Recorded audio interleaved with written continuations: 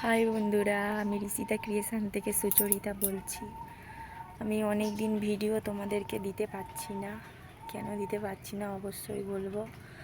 আমার এখন কথা বলতে গেলেও কষ্ট হচ্ছে। তো তোমরা জানতে যে আমার অনেক দিন ধরেই শরীর খারাপ। হ্যাঁ, আমার শরীর সত্যি খুব খারাপ। আমার মেয়ে হওয়ার সময় একটা প্রবলেম দেখা দিয়েছিল, যেটা এখনও ভালো হয়নি, আর ওটা ভালো হবেও না মনে হয়। তো আমাদের এখানে সবে বৃষ্টি হলো, এই দেখো পুরো কাদা।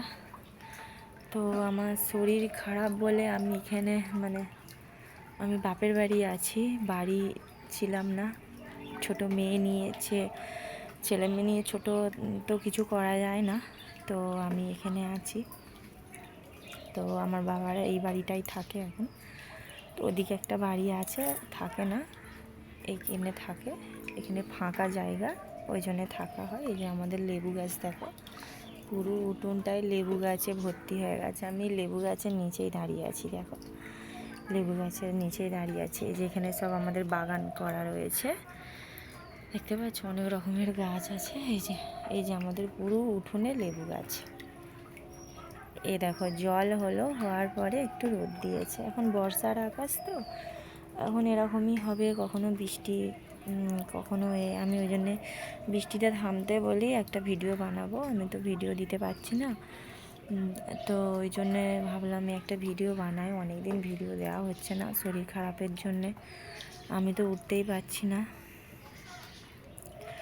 তোমাদের সঙ্গে খুব কষ্ট করে এটা শেয়ার করছি, যে তোমরা যারা ভিডিও আমার দেখো প্লিজ এটা অবশ্যই দেখলে বুঝতে পারবে যে কেন আমি ভিডিও দিতে পারছি না। তো এখন ঋষিতা ঘুমোচ্ছে।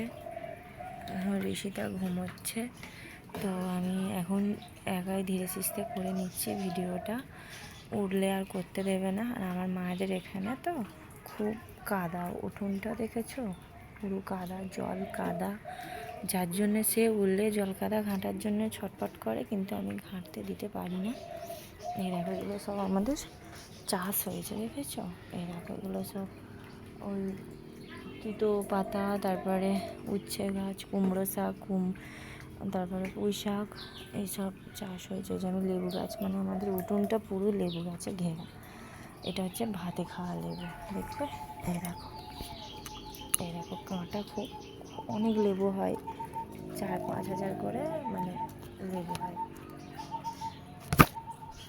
গাছটাতে, 4-5 হাজার করে লেবু হয়, 12 মাসই লেবু গাছ। এইগুলোই সব লেবু হয়ে আছে। যেগুলো